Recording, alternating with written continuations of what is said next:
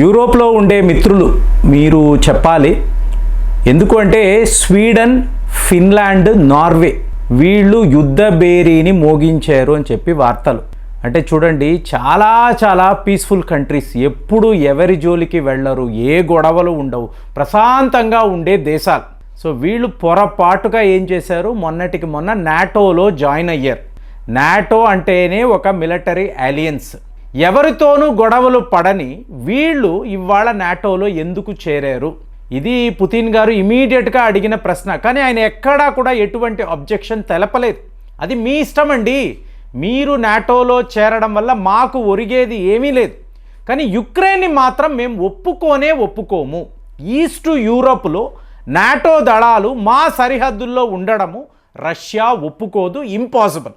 So ఇవాళ మీకు Finland యొక్క వెబ్సైట్, దీన్ని ఓపెన్ చేసి చూసారో అనుకోండి, ప్రజల్లారా దయచేసి వచ్చే వారములో యుద్ధము రావచ్చు, మీరు నీరు, ఆహారము వీటిని స్టోర్ చేసి పెట్టుకోండి, అలాగే ఎక్కువగా కొనుక్కోకండి, తక్కిన వాళ్లకు కూడా ఈ నిత్యావసరాలు కావాలి కదా, కాబట్టి బాధ్యతగా ఉండండి, ఇది చాలా పెద్ద యుద్ధముగా మారవచ్చు.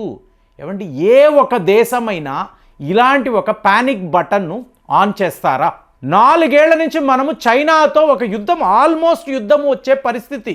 మనము ఎక్కడైనా ఇలాంటి ఒక పానిక్, ఆ ప్రజల్లారా మీరందరూ కూడా సరుకులు కొనుక్కోండి, మీ ఇళ్లలో దాచుకోండి, చాలా పెద్ద యుద్ధం రాబోతుంది, ఏమైనా జరగవచ్చు, మనం మాట్లాడేమా? కామ్గా నో ఎస్కలేషన్, ఈ యుద్ధాలు వద్దు, మనము గొడవ పడకుండా ఈ సమస్యకు పరిష్కారం ఏంటి? గొడవ పడవచ్చు కదా, యుద్ధము చెయ్యొచ్చు కదా. ఒక భారత్ తలచుకుంటే ఈ యుద్ధం ఎంతసేపు? అదే ఒక స్వీడన్ అనండి, ఫిన్లాండ్ అనండి, నార్వే అనండి, చిన్న దేశాలు, మీకు పాపులేషనే చాలా తక్కువ, వాళ్ళు ఆర్థికంగా కోలుకొనే లేరు. అలాంటి దేశాలు ఇవాళ రష్యాతో యుద్ధము అని చెప్పి మాట్లాడుతున్నారు అంటే మీరు లిటరల్గా చూడొచ్చండి. స్వీడన్ ప్రభుత్వము వాళ్ళ ప్రజలకు ఇదే చెప్తుంది, యుద్ధము రాబోతుంది, ఇది 3వ ప్రపంచ యుద్ధం అవ్వచ్చు, మనం అందరము కూడా సిద్ధముగా ఉండాలి, రెడీ ఫార్ వార్ అని చెప్పి వాళ్ళు ఓపెన్గా. ఇంకా ఇది ఎలా చెప్పాలి అంటే 50 లక్షల ప్యాంప్లెట్స్ అండి, 50 లక్షల ప్యాంప్లెట్స్ వేసి మీరు ఇంటింటికి వెళ్ళి ఈ ప్యాంప్లెట్స్ను వీళ్ళు డిస్ట్రిబ్యూట్ చేశారు, సర్క్యులేట్ చేశారు. ఇందులో ఏ రాసి ఉంది? If crisis are war comes, అంటే ఒక క్రైసిస్ వచ్చింది లేదా యుద్ధము వచ్చింది, అప్పుడు మనం ఏం చెయ్యాలి అని చెప్పి అందులో వీళ్ళు ఏదో కమాండ్మెంట్స్ రాశారు. అంటే యుద్ధము రాబోతుంది, ప్రభుత్వమే చెప్తుంది. సో ఇదంతా ఏంటి? నిన్న మాట్లాడామండి, ఇదంతా జో బైడెన్ గారి పాపం.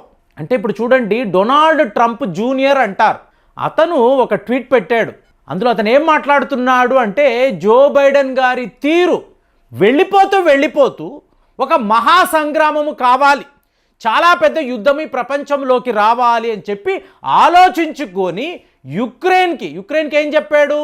నువ్వు రష్యాపై ఆర్మీ టాక్టికల్ మిజైల్ సిస్టమ్స్ని వాడవచ్చు, లాంగ్ రేంజ్ మిజైల్స్ అండి, 300 కిలోమీటర్లు. అంటే మీరు యుక్రెయిన్ చేరువలోకి వెళ్ళిపోయి 300 కాదు, ఒక 500 కిలోమీటర్లతో ప్రయాణించగలిగే అంత లాంగ్ రేంజ్ మిజైల్స్ మాస్కోపై వేస్తాను అని అంటే రష్యా ఊరుకుంటుందా?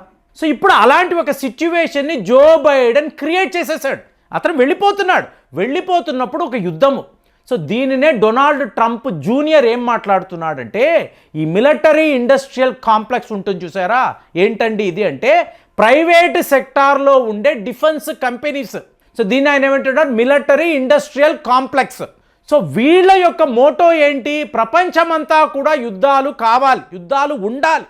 సో మేమేం మాట్లాడుతున్నాము? శాంతియుతమైన పరిష్కారము, పీస్ఫుల్ సొల్యూషన్ కావాలి అని మా నాన్నగారు, అంటే ఆయన వచ్చే లోపలే ఇంతంత పెద్ద యుద్ధాలు స్టార్ట్ అవ్వాలి అని జో బైడెన్ గారు కోరుకోవడము ఎంత తప్పు అని ఒక లాంగ్ మెసేజ్ అతను పెట్టాడు. సో ఇప్పుడు మీరు అడగొచ్చు, ఏంటండి ఎందుకు జో బైడెన్, ఒక ముదుసలి వ్యక్తి, రిటైర్ అయిపోయి వెళ్ళిపోయేవాడు, ఎందుకు ఇంతంత పెద్ద యుద్ధాలను కోరుకుంటున్నాడు అంటే, ఇన్వేరియబుల్గా ఈ డిఫెన్స్ కంపెనీస్ ఉంటారు చూసారా, ఇది ఇప్పుడు కాదు ఫ్రెండ్స్, మీరు గమనించారు అంటే వరల్డ్ వార్ 1 అనండి, వరల్డ్ వార్ 2, ఇప్పుడు వరల్డ్ వార్ 1 అన్నారనుకోండి, 1914లో మొదలైంది. అమెరికా ఎప్పుడు యుద్ధంలో పాలు పంచుకుంది? 1917. అదే మీరు వరల్డ్ వార్ 2 అన్నారు అనుకోండి, మీకు 1939లో వరల్డ్ వార్ స్టార్ట్ అయితే 1941లోనే అమెరికా మీకు వరల్డ్ వార్ 2లో జాయిన్ అయ్యారు. అంటే ఏంటి? మీరు అందరూ యుద్ధాలు చెయ్యండి, ఎంత డబ్బు కావాలంటే, ఎన్ని ఆయుధాలు కావాలంటే నేను ఇస్తాను, కానీ నేను మాత్రం యుద్ధము చెయ్యను అని చెప్పి అమెరికా వాళ్ళ స్ట్రాటజీ. ఇవాళ డొనాల్డ్ ట్రంప్ గారు ఏమంటున్నారు? యూరోప్లో జరుగుతున్న యుద్ధానికి మాకు ఏంటండి సంబంధము అంటే, ఇది ఎంత పెద్ద కనెక్షనో చూడండి. ఇప్పుడు ఈ స్వీడన్ అన్నాను, ఫిన్లాండ్ అన్నాను, నార్వే అన్నాను.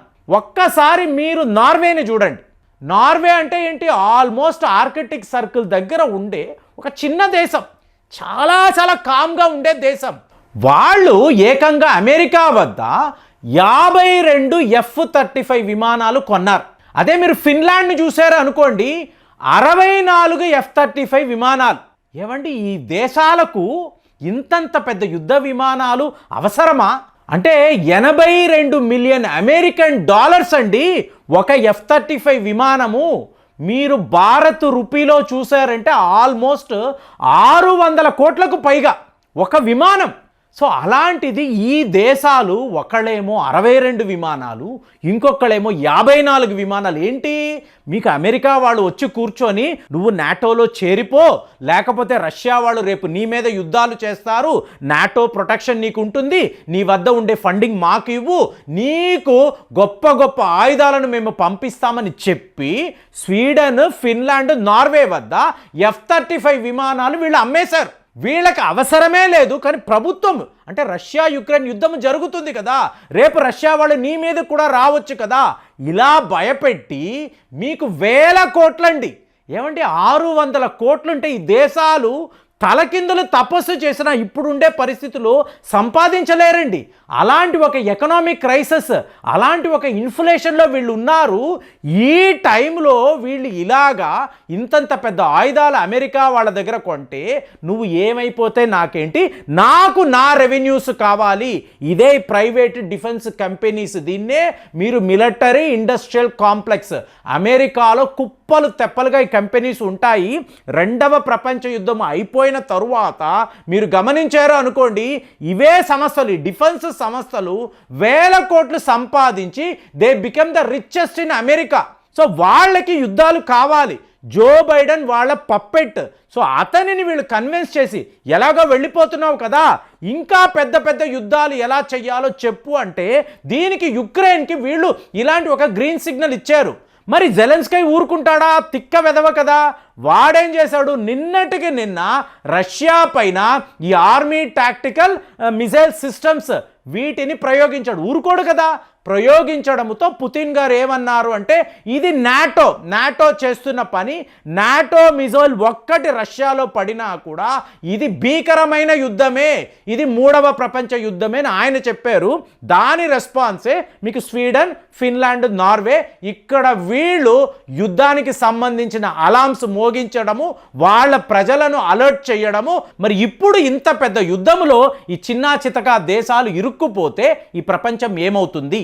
మీరు ఆలోచించి మీ అమూల్యమైన అభిప్రాయాలు తెలియజేయండి. మళ్ళీ వచ్చే వీడియోలో కలుద్దాం. జై హింద్.